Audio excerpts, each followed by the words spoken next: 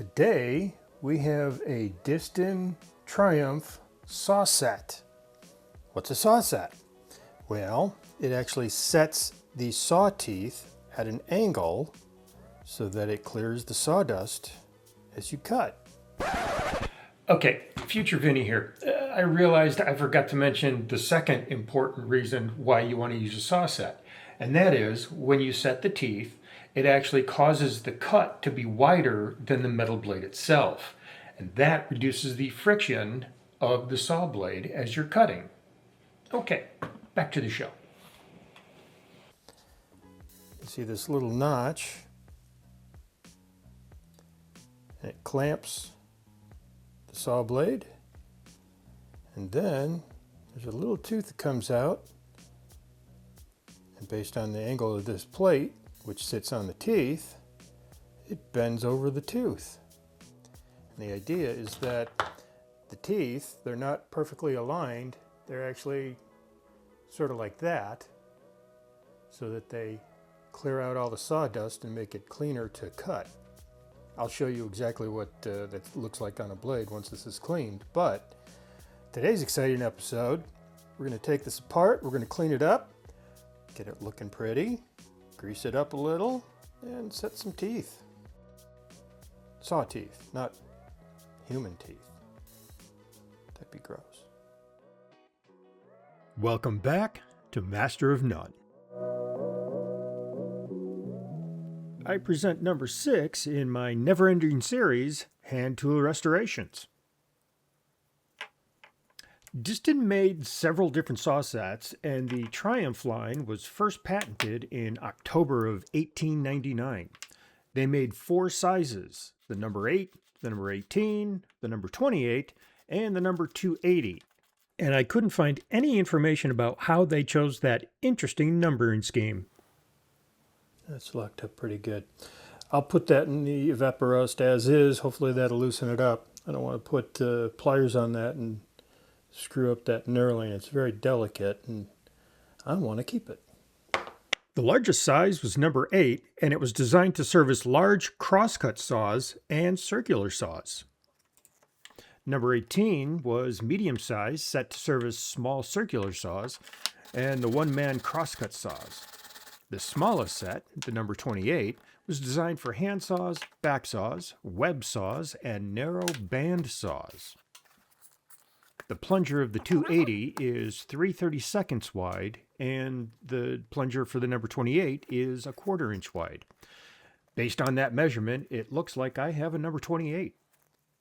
The inside of the handles are marked Disston USA Triumph. There's other sets which have different markings, which I believe are older than what I have here. It's difficult to determine when they changed the markings and when this one was made, but based on historical catalogs and patent information, Disston likely stopped manufacturing the number 28 around the late 1930s or early 1940s, so this one could be 100 years old or even older.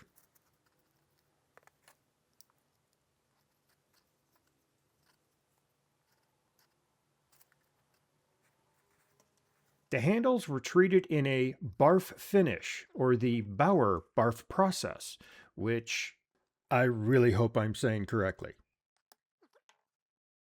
According to one source, the Bower-Barff finish is a black rust-resisting finish applied to steel and iron only, and is not applicable to non-ferrous metals. It is named after 2 men, Mr. Bower and Mr. Barff, who originally developed the process. Iron or steel items to be finished are heated in special furnaces to approximately 1700 degrees Fahrenheit, at which temperature they are cherry red in color. While at this temperature, live steam and volatile hydrocarbon liquids are injected into the furnace for a period of several minutes. The chemical action of the heat, water vapor, and hydrocarbon gases on the iron and steel is such that the surface of the items become treated, oxidized, and carbonized.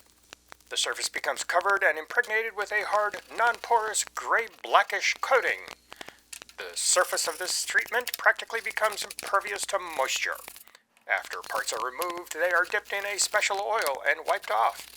The finish becomes a dead black and is extremely beautiful and very practical for interior use.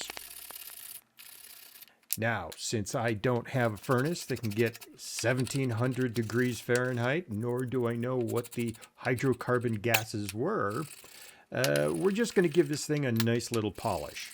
Not a mirror finish, just something that looks like it's been taken care of its whole life.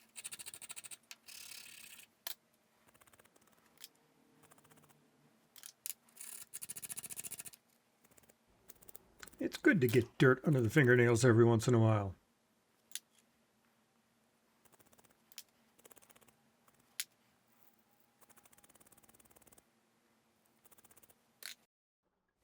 All right, now that all the big chunks of rust have been scraped off, we're going to throw everything into an Evapo-Rust bath, let it sit overnight, and come back in the morning.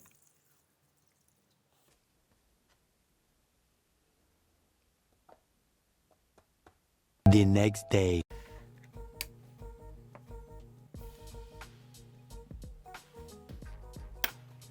It's a little hard to tell, but the Bower-Barff process did dissolve a little during the Evapo-Rust process, so I think it'll be fairly easy to clean up. Good, that moves nice and freely.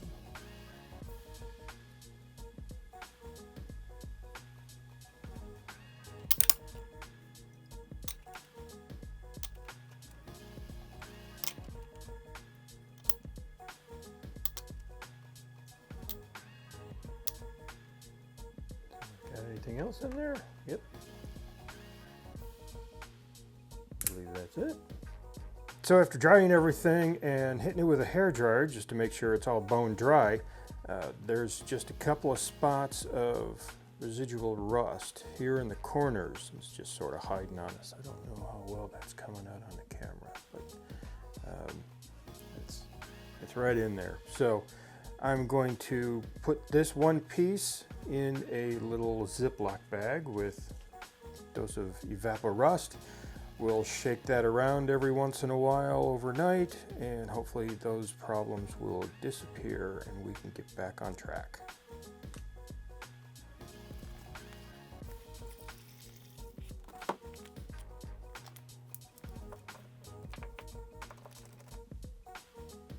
All right, so this came out of the additional soak and it looked pretty good.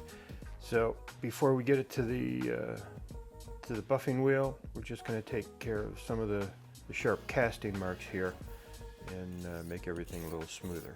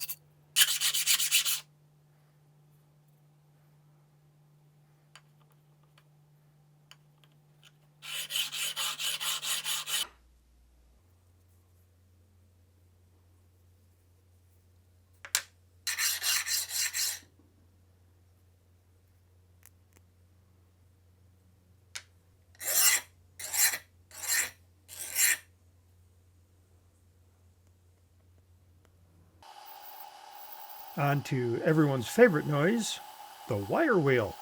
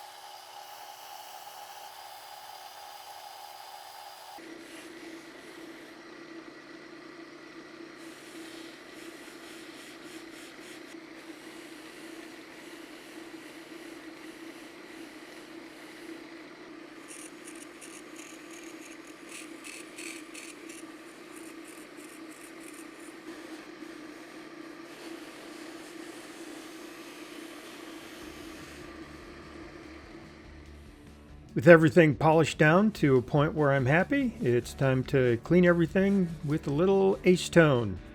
Or do you call it acetone? Whichever way you go, I wish it could be turned into a cologne.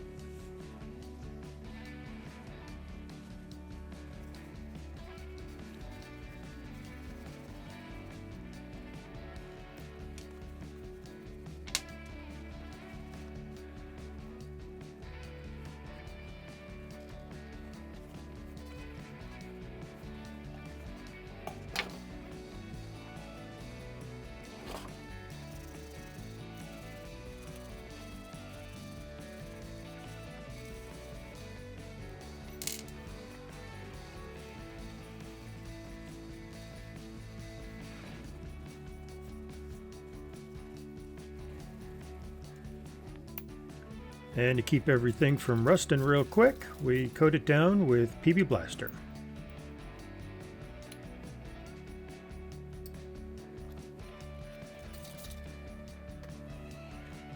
And now it's time to put it all together.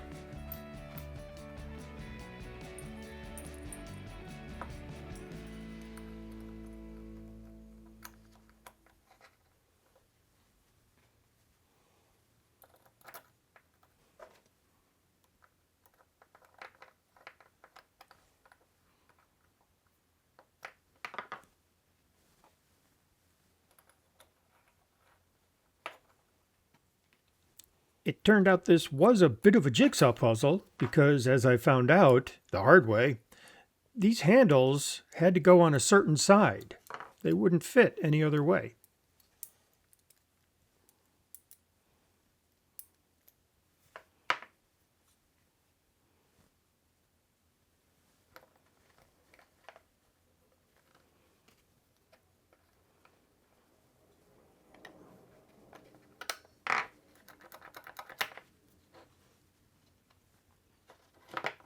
If you have a saw set, you may notice I just made a mistake and I'm about to discover it.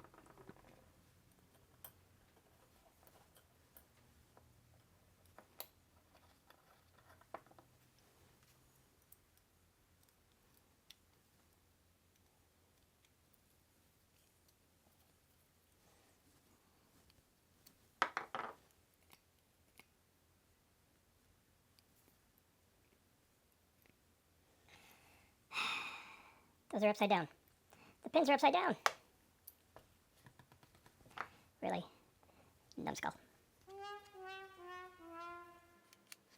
All right, after that little delay, we are back on track.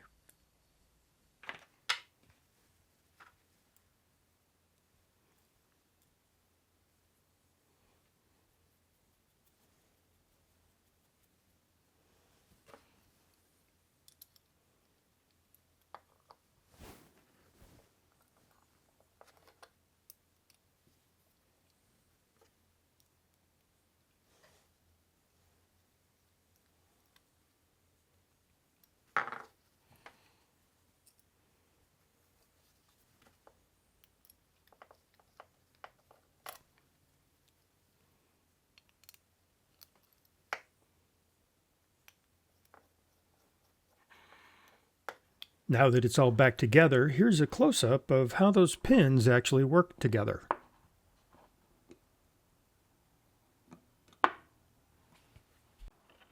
And here it is in action on a backsaw. If this isn't thrilling videography, I don't know what is.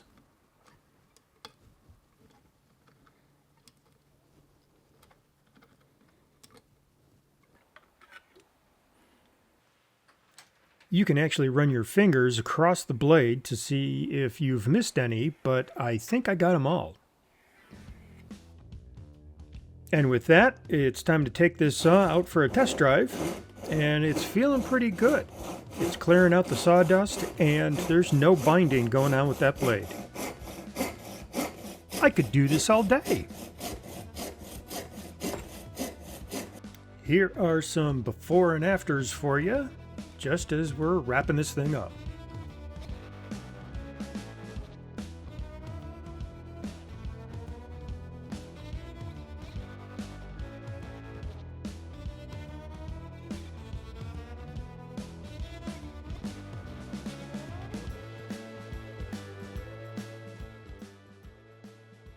So that set the teeth really well. I'm really glad this came out the way it did. I wish I could figure out how to get that barf process down, but I'm okay with leaving the handles blank. I didn't want to paint them with black enamel paint or apply any sort of Japanning on it. I figure I'll just leave it the way it is if I can't get the original finish back. But I know I'll be using this in the future for a lot of the saws that I have. I'll have to get used to the little adjustments. I haven't been able to find an owner's manual to understand exactly how to dial this in, but practice makes perfect, so we'll go from there.